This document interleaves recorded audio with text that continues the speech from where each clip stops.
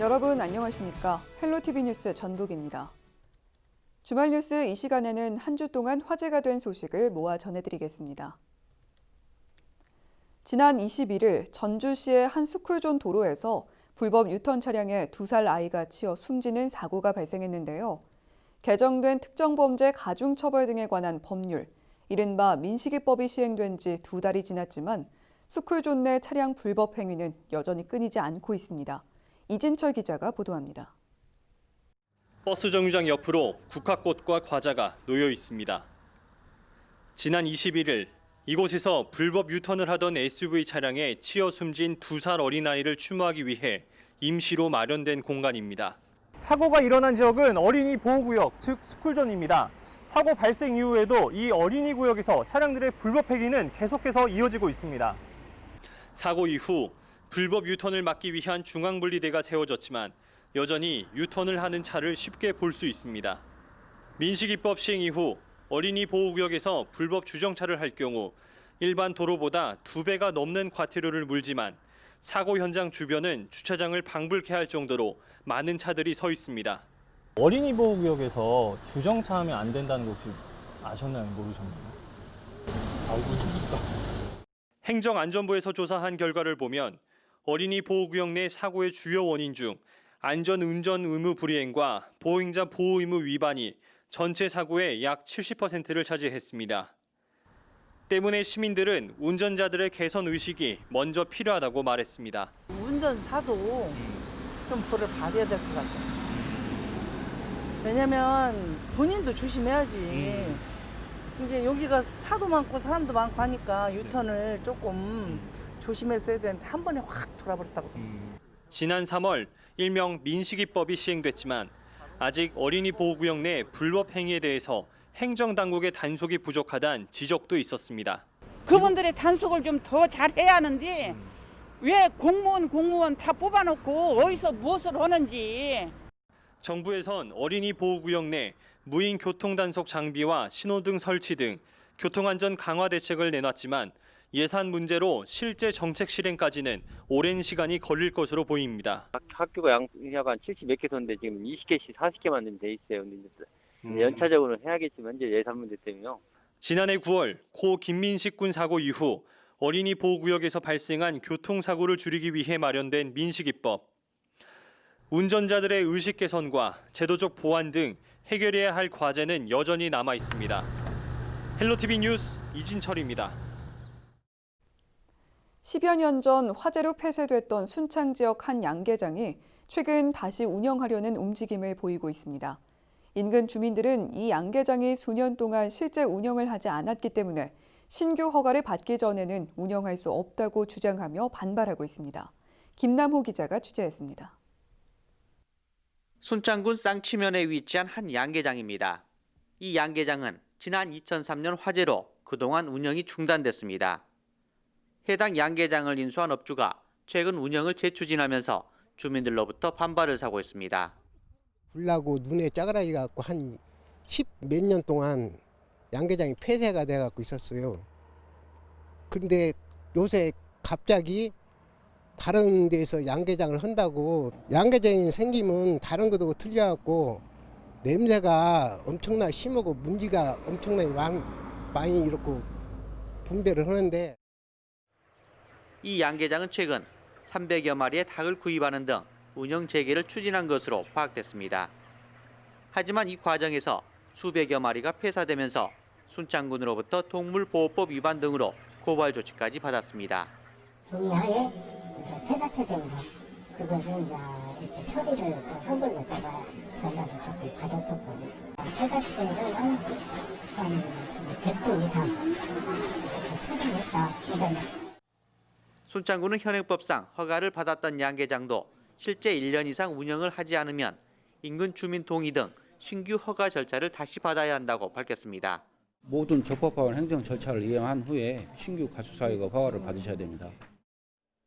양계장 관계자는 허가 절차를 다시 받아야 하는 것에 대해서는 억울하다는 입장입니다. 허가 난 것을 보장받기 위해서 비싼 돈 들어가면서 그런데 주민 여론이 그런다고 해서 공무원이 편파적으로 내 것만 그러냐. 순창구는 강화된 가축 분뇨 관리 조례를 적용해 인근 주민들의 동의 등 행정 절차를 이행하지 않을 경우 양계장 운영 재해 허가를 불허할 방침입니다. 헬로티비 뉴스 김나옵니다. 정읍의 대표 관광지 중 하나로 내장산을 꼽을 수 있습니다. 특히 단풍이 드는 가을철에 인기가 많아서인지 내장산을 가을뿐 아니라 연중 방문하는 명소로 발전시켜야 한다는 필요성이 꾸준히 제기돼 왔는데요. 복합 놀이시설이 들어서 기대감을 높이고 있습니다. 이진철 기자입니다. 2층 건물 높이로 설치된 로프 코스 위를 아슬아슬하게 걸어갑니다. 한 발 한 발 내디딜 때마다 느껴지는 아찔함은 30m 코스가 짧게만 느껴집니다.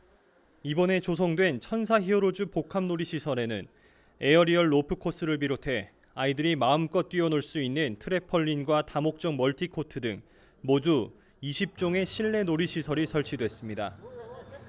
암벽 등반을 체험할 수 있는 아트 클라이밍 시설과 같이 높은 곳을 올라가는 시설은 안전 장비를 단단히 착용한 채 이용합니다. 매일 시설 안전 점검을 진행하며 만에 하나라도 발생할 수 있는 안전 사고를 대비하고 있습니다. 조사 표에 해당하는 바보가 되는 부분에 지금 20번 해당 기기는 전 이후에 안전. 내장산 문화광장에 조성된 복합놀이시설은 오는 6월 초 개장을 할 예정이었지만 코로나19 여파로 시기를 미루고 있습니다. 코로나19 상황이 안정되고 개장이 이뤄진다면 주변 시설들과 연계해 시너지 효과를 낼 것으로 기대를 받고 있습니다. 정읍시는 이 시설을 기반으로 내장산 국립공원과 연계한 가족 단위 체험을 활성화할 예정입니다. 인근 국민여가 캠핑장과 함께 힐링 토털 관광 기반을 구축해 관광 산업과 지역 경제 활성화를 이루겠다는 계획입니다.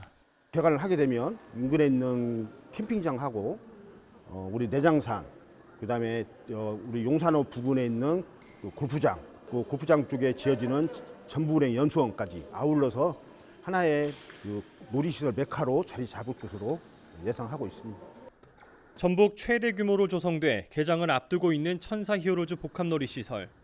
정읍시 관광산업 발전에 마중물이 될지 관심이 모아지고 있습니다. 헬로티비 뉴스 이진철입니다. 농촌 지역을 둘러보면 영농철인데도 불구하고 방치된 농기계가 이따금씩 눈에 띕니다. 못 쓰게 된 농기계를 처리하기 곤란하다 보니 일단 내버려 두는 건데요. 미관상으로도 좋지 않고 환경오염까지 우려되는 상황입니다. 이 문제를 해결하기 위한 방안은 없는지 정명기 기자가 알아봤습니다. 김제의 한 농촌 마을 어귀에 세워둔 낡은 농기계는 거미줄과 먼지가 잔뜩 끼었습니다. 타이어가 파손되고 시뻘겋게 녹이 쓴 경운기입니다. 보시다시피 본격적인 영농철을 맞았지만 제기능을 못하는 농기계들이 곳곳에 방치돼 있습니다. 모내기가 한창일 때지만 모를 옮겨 심는 기계 이양기는 뼈대만 남은 채 방치됐고 잡초와 나뭇가지로 뒤엉킨 농기구들은 보기에도 좋지 않습니다. 고철값이 폭락하면서 고물상에 내다 팔기는 아쉽고 고쳐 쓰려다가도 수리비가 비싸면 배보다 배꼽이 더 크기 때문에 처치 곤란입니다. 나도 이거 공을 다 낼 건데 안 내야.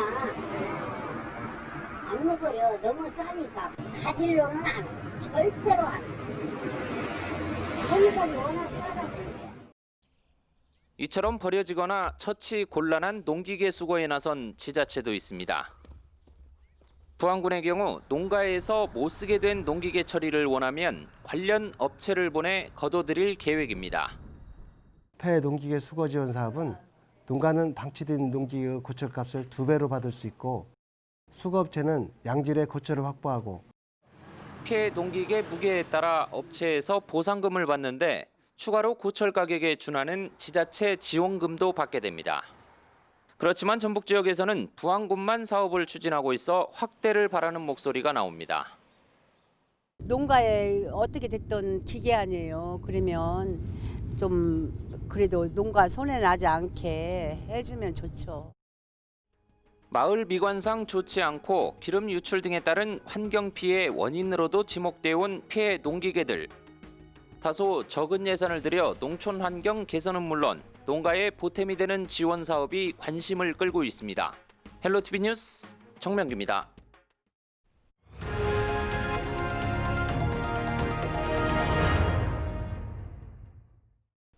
최근 전북 지역 고령화 인구 비율이 빠르게 증가하고 있습니다. 그런데 이 고령화 현상을 사회 문제로만 볼 것이 아니라 노인들이 살기 좋은 지역으로 개발하려는 발상의 전환이 필요한 게 아니냐는 의견이 제기되고 있습니다. 김남호 기자가 보도합니다.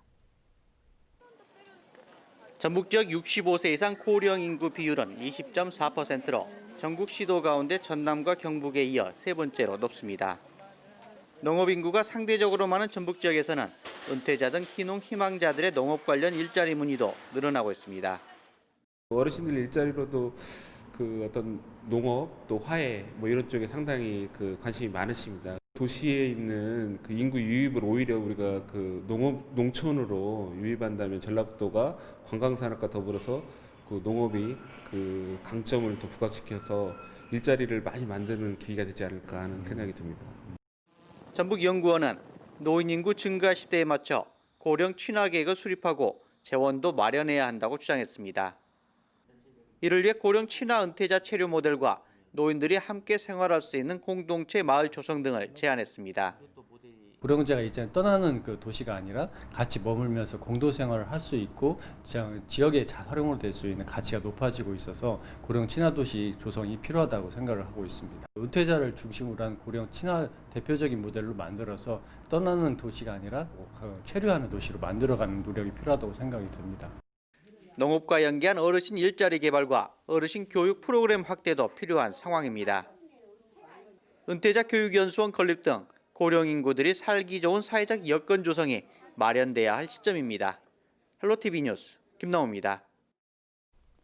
요즘 유튜브 동영상 콘텐츠에 푹 빠지신 분들 많으실 텐데요. 무려 200만 명이 넘는 구독자를 지닌 먹는 방송, 이른바 먹방 유튜버 찌양이 쌀과 보리로 유명한 김제를 찾았습니다. 김제 씨 초대로 방문이 이루어졌는데 지역 홍보는 물론 농산물 판매 효과도 기대됩니다. 정명기 기자입니다. 푸짐한 김제 한우 한 상을 유튜브 시청자에게 소개합니다. 이내 소고기를 굽기 시작하더니 고소한 맛과 식감에 몰두합니다.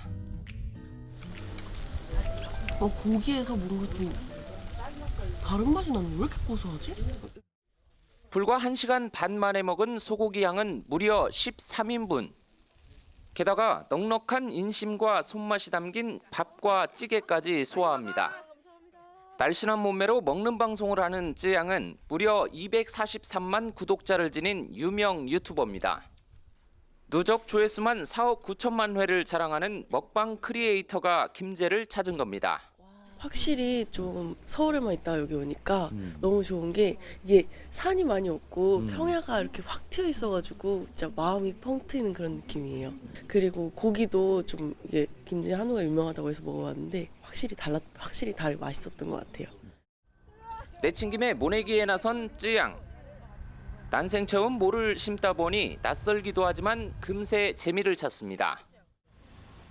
이거 생각보다 재밌어요. 유튜브나 TV에서 보던 쯔양이 온다는 소식에 몰려든 주민들도 내 딸처럼 반기며 즐거운 시간을 보냈습니다. 우리 젊은 처자님이 오셔서 김제쌀로 만든 밥과 떡과 한우를 맛있게 잡수고 가셔서 고맙습니다. 김제 씨는 코로나19로 가뜩이나 줄어든 농산물 판로 확보 등을 위해 유명 유튜버 쯔양을 초대했습니다. 지난해 농림축산식품부 장관상을 받은 쌀을 비롯해 한우와 같은 지역 농특산품을 소개했습니다. 지평선 보리를 비롯한 우수한 김제 특산품이 다양한 경로를 통해 코로나를 극복하는 국민 애용식품이 될 수 있도록 지속적으로 판로 확대하는 데 총력을 기울이겠습니다. 유튜브 방송이 지역 홍보와 농산물 판매 등 알림이 역할을 톡톡히 하고 있습니다. 지평선의 고장 김제로 놀러 오세요. 헬로티비 뉴스 정명기입니다. 전북도와 남원시가 공공의료와 감염병 예방안 확대를 촉구하고 나섰습니다. 남원시는 국립공공보건의료대학 부지 매입을 예정대로 진행하고 전북도는 감염병 예방을 위한 국립감염병연구소 분원 설치를 추진하기로 했습니다. 김남호 기자가 보도합니다. 남원시는 국립공공보건의료대학 설립 운영에 관한 법률안이 20대 국회를 넘지 못했지만 부지 매입 등 공공의대 개교를 위한 행정 절차를 정상적으로 추진하기로 했습니다.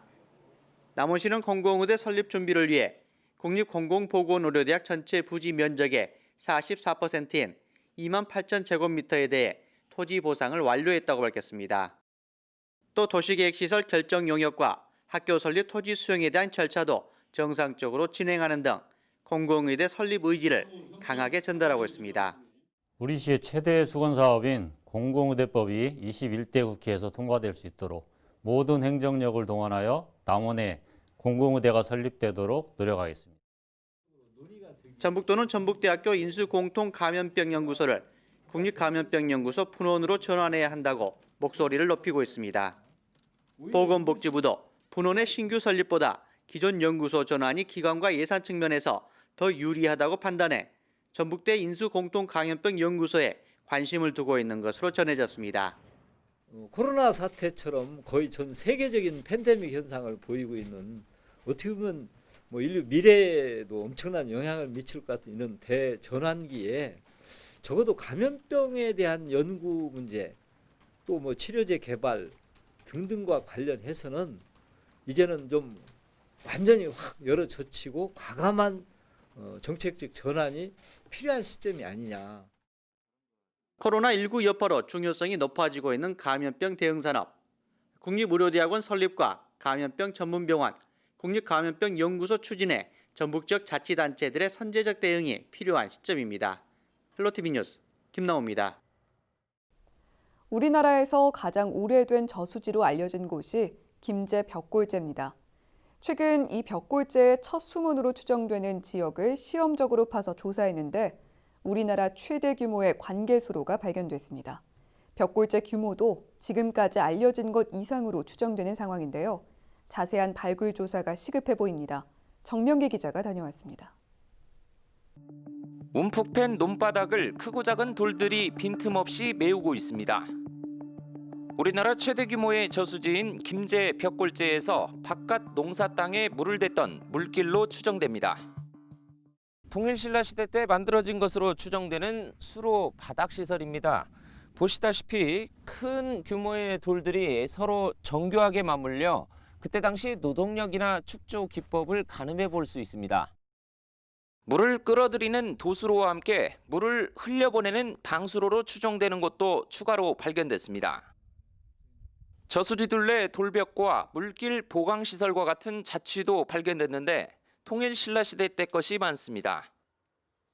따라서 모두 5개로 전해지는 벽골제 수문 가운데 아직 파악되지 않은 2개 중 1개가 이곳으로 추정되는 상황.